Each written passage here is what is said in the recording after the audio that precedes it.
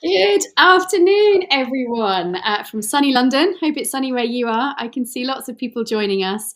Please do pop a note in the chat. It's always lovely to connect with everybody and say hello. And welcome back for day 3 of the TTG Sustainability Festival 2025.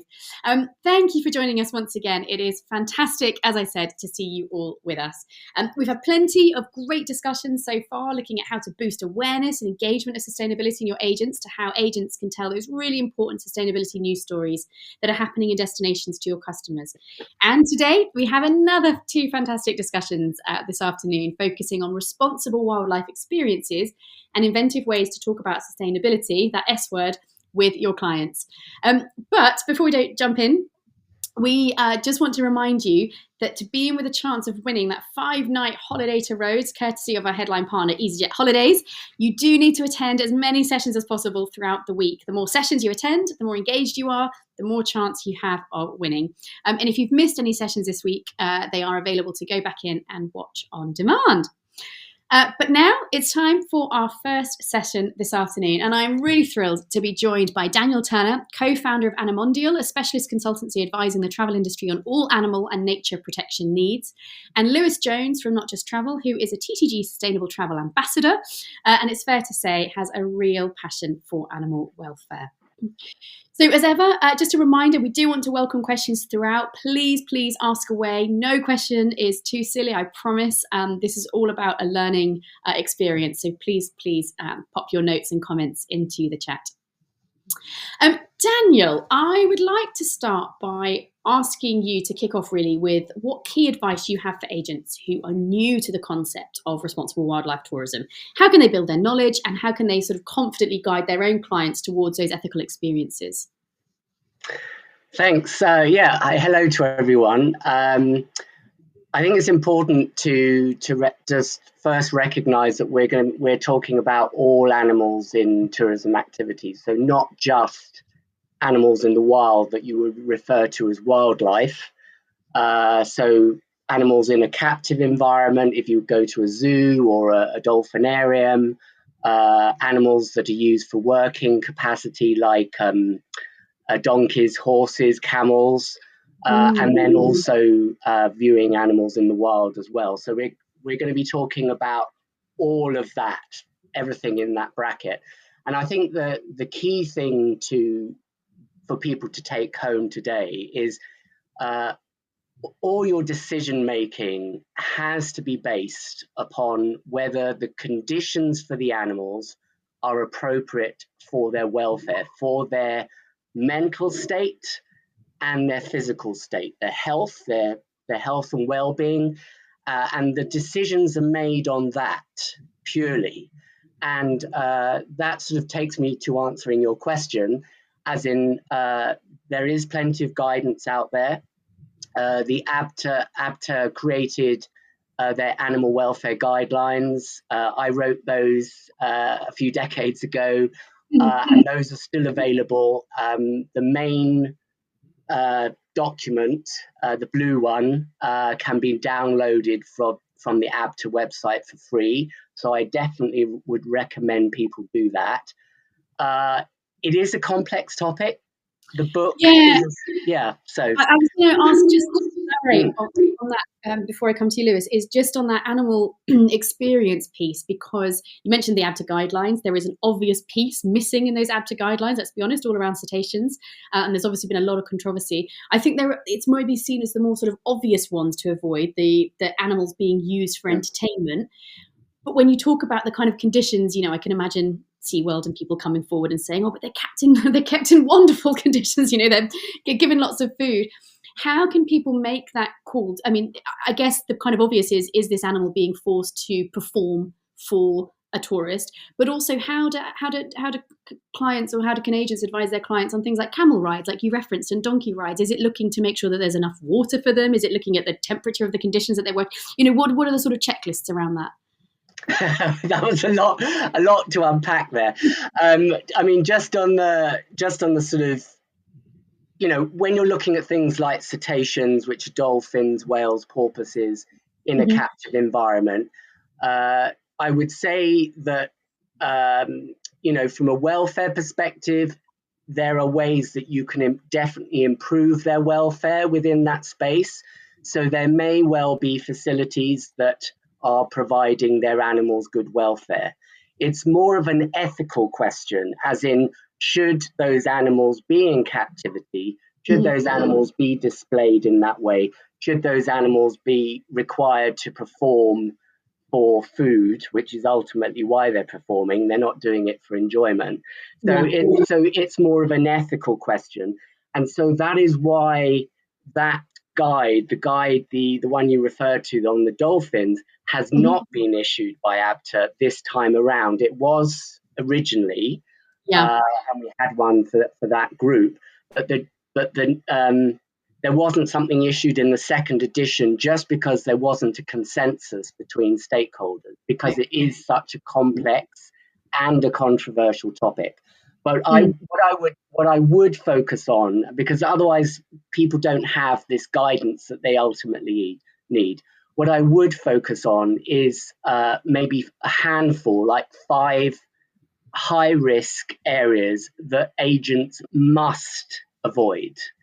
And those can be produced. I mean, I've been doing this for 25 years, so it's quite natural for me to sort of identify what those are, but then they need to be communicated in a way that people can understand and applied into processes that people can apply. So that's something that Lewis and I have been talking about as to how best we can deliver something as a result of this engagement. So thanks to TTG Media for this opportunity to actually produce something that will be of use.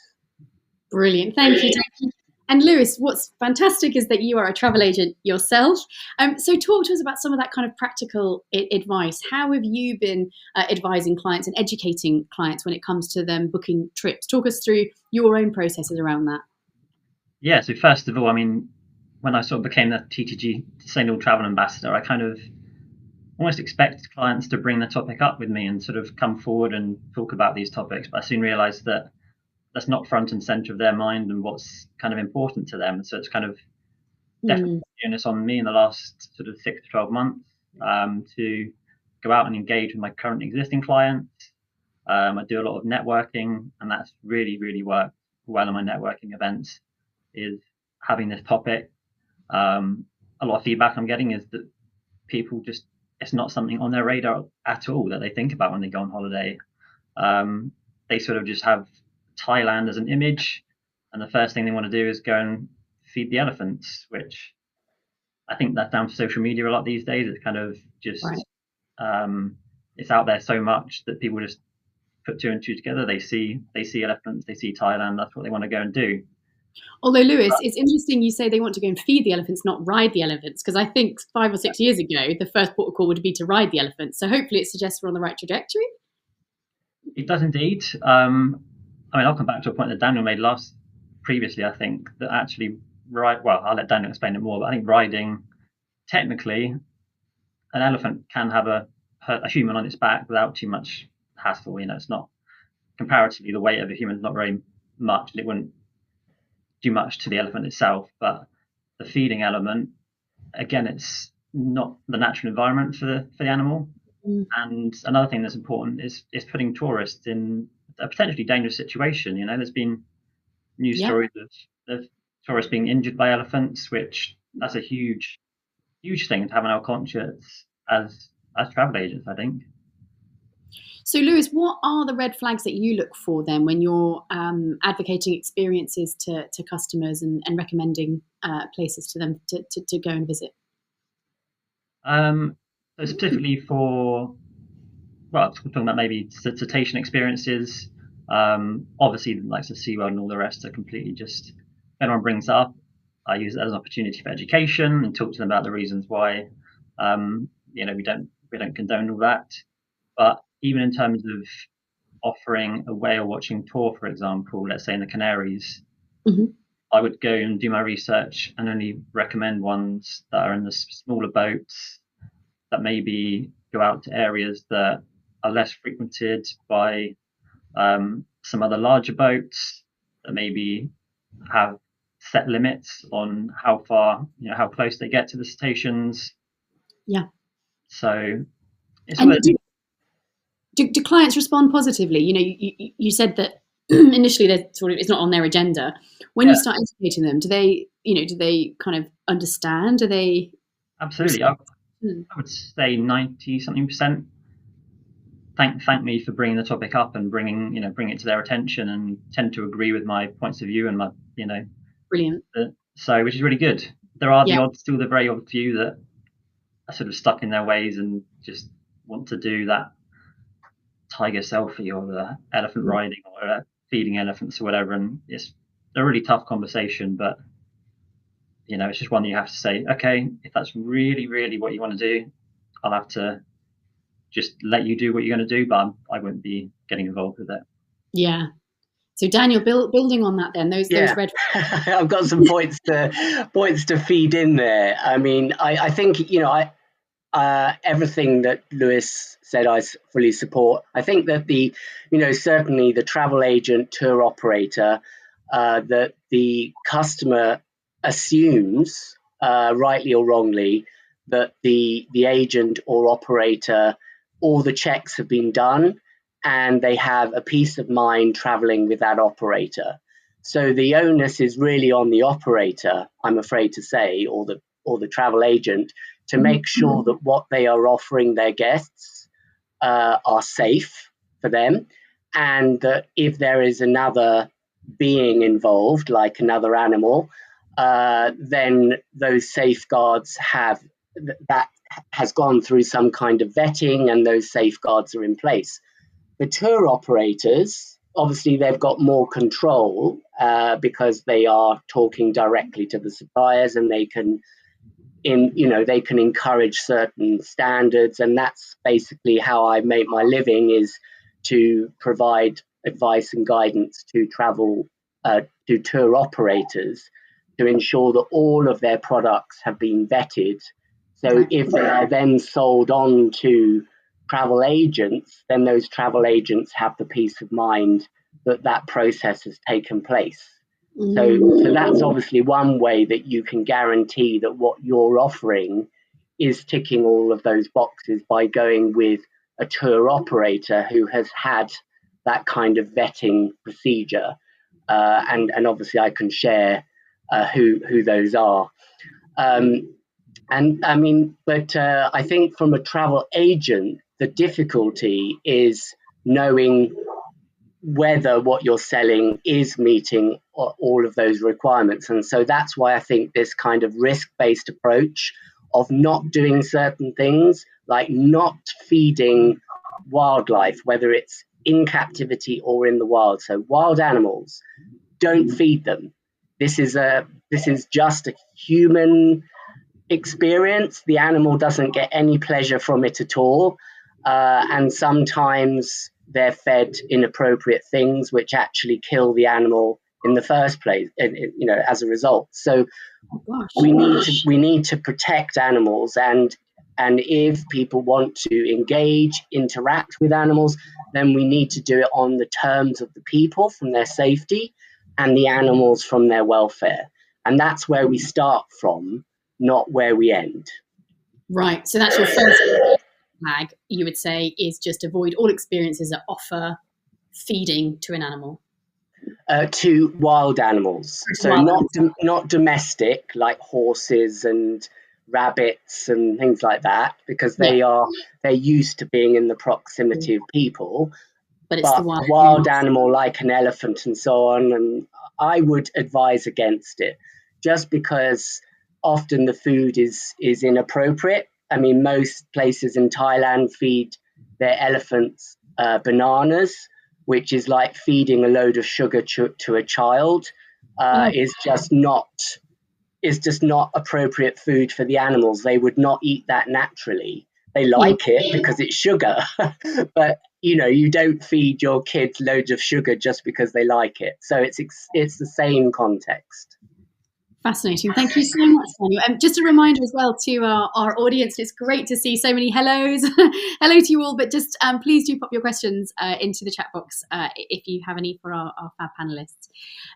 Lewis, just coming back to you. I mean, you mentioned obviously kind of clients coming to you and wanting to do some of these Instagrammable experiences. Is it solely just an education piece? How do you kind of manage those expectations of people coming to you saying, I want to go to Thailand and I've seen these fantastic things online and I want to do X, Y, and Z? Hopefully most of them are on board, like you said, around the education piece, but are there things that you can offer instead that are just as Instagrammable and fun? And how does that sort of go down with clients?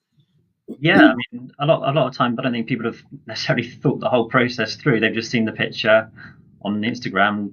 They want that same picture with themselves, and they haven't really thought about the implications of how is that tiger in that situation, what's had to happen to that tiger for them growing up to be able to be so, or have injections to be so sedate to sit in that situation. So when I sort of talk it through with them and they realise what's actually happened, then more often than not, absolutely fine.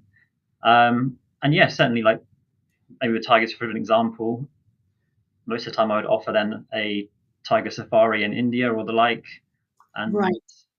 people are much more than happy to explore that option as part of their holiday to still be able to witness tigers. I've had one where they've come back and thanked me so much. They've seen a wild tiger in its natural habitat, and it was probably for them a far better experience than what they would have got if they just. Yeah, I think this is great because it's not a guaranteed sighting, right? So the fact that you get to see them, you just feel so lucky and so privileged if you do catch a glimpse. Absolutely. Yeah.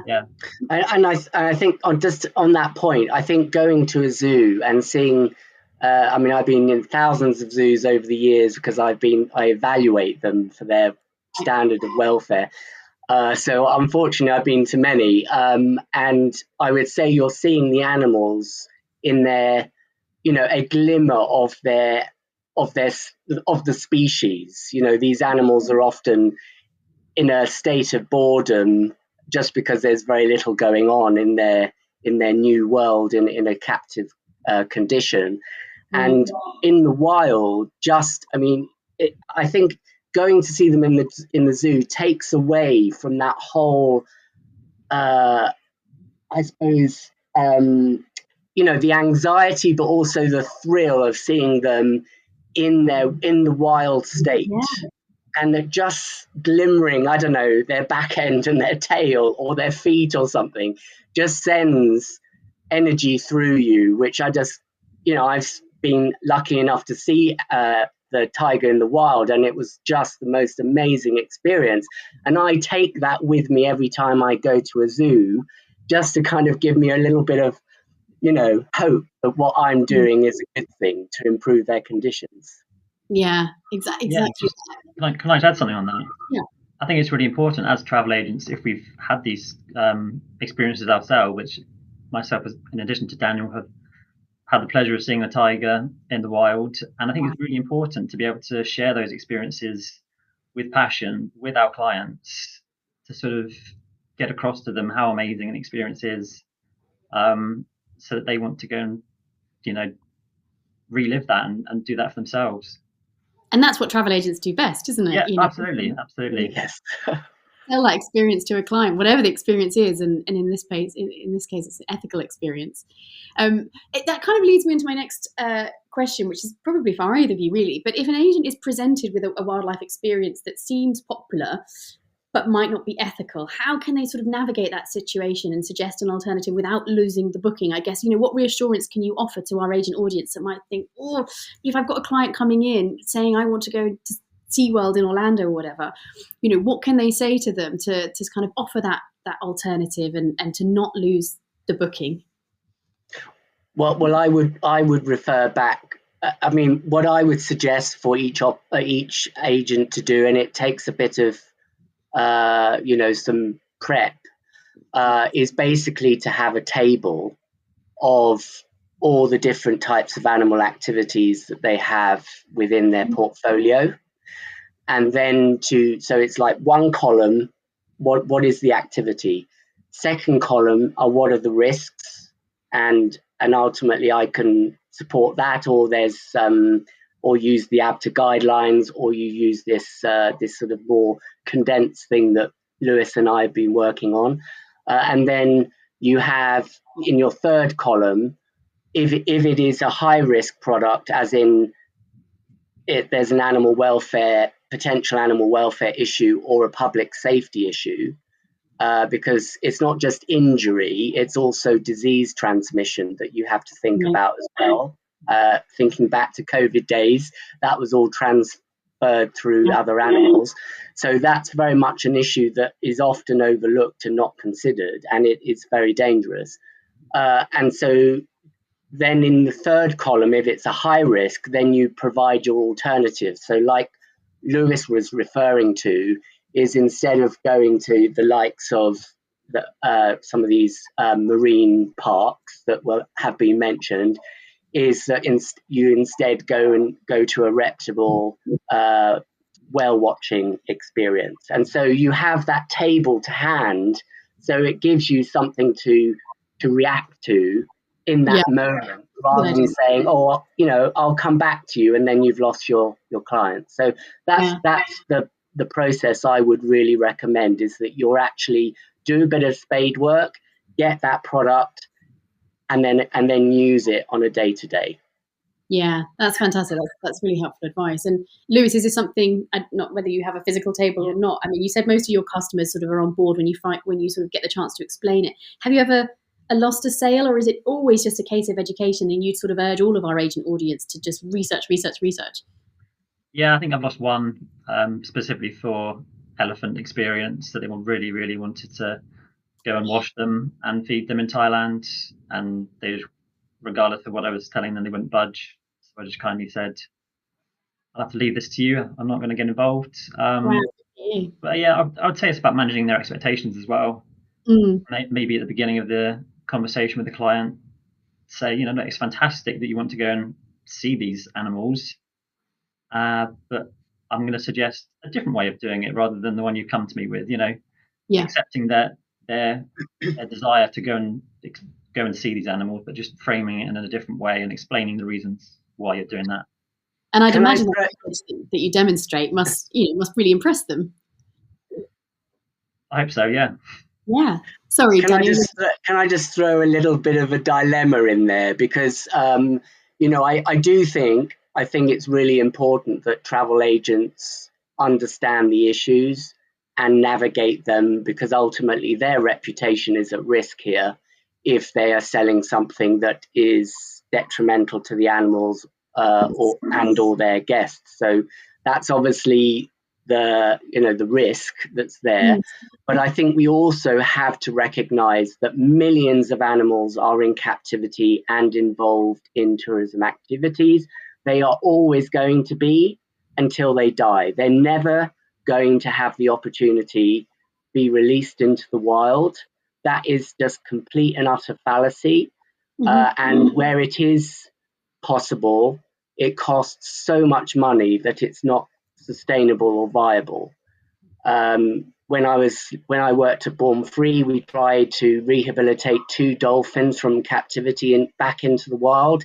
It cost £300,000 to do that, and it wasn't very successful. I mean, it had mixed results.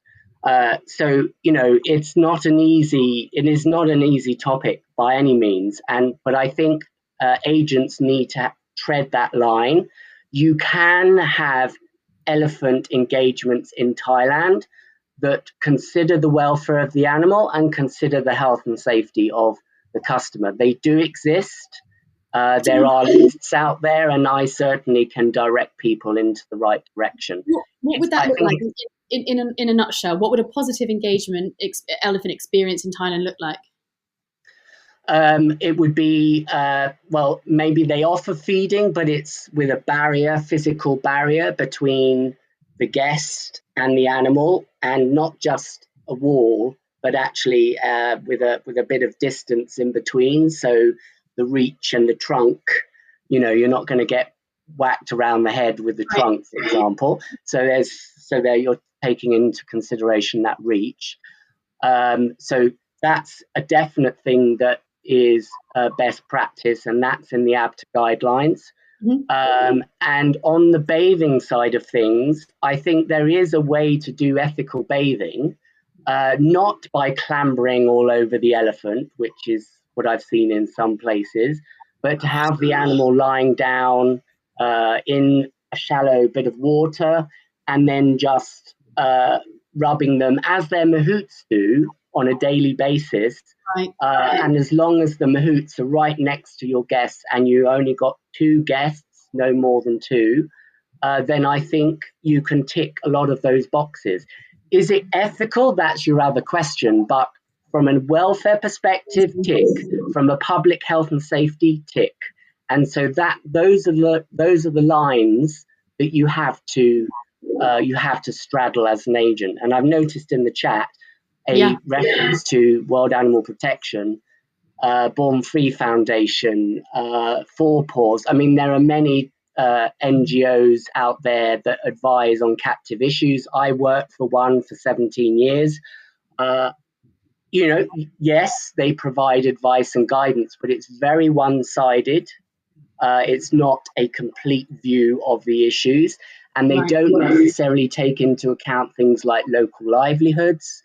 For example, if there are no tourists going to elephant camps, then what about the mahouts and their families that rely on those animals, mahouts and their tribes that have for centuries looked after elephants and have no other vocations? So these issues are not black and white. And I think understanding that issue will help you then, and with the guidance that is available, that I've written, that others have written, which are impartial views, that's the way to go, rather than just going down the rose-tinted spectacle view, which I don't think is realistic. And that's the ABTA guidance that you're referencing in that last, Daniel, when you said no, advice by animal welfare NGOs, because they are very much focused on protecting the animals. And if it's an animal rights NGO, then they feel that animals shouldn't be involved in any human activity at all.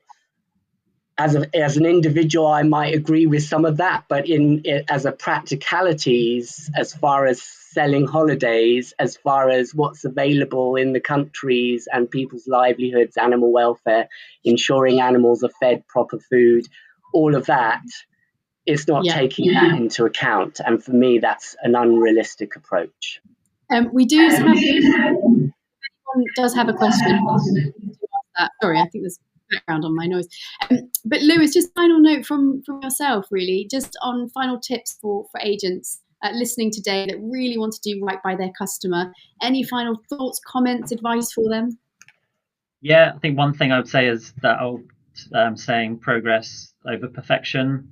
I think it's quite easy, as Daniel's alluded to today, it's a very complex topic. It's easy to get caught up in it all and get on lots of tangents and rabbit holes. But I think progress over perfection, definitely in this case. So be that just upskilling yourself, increasing your knowledge on this area, just reaching out to one client a week about these topics, and sort of start that ripple effect would be my tips. It sounds like it comes back to that education piece, both for the agent themselves as well as their customer, that they then relay that information to. Sadly, that is all we have time for. Thank you so much to both of you. Really, really quick, speedy session. It's gone so quickly. It's just been absolutely fantastic and really fascinating. Thank you, Daniel. Thank you, Lewis, for your insights and advice. Welcome. You're welcome. Thank you. I'm going to be handing over to Tom in 2 seconds for our next panel this afternoon, which is looking at the art of selling responsible travel without the S word, which will begin very, very shortly. So see you all there, and thank you again to our fantastic panelists.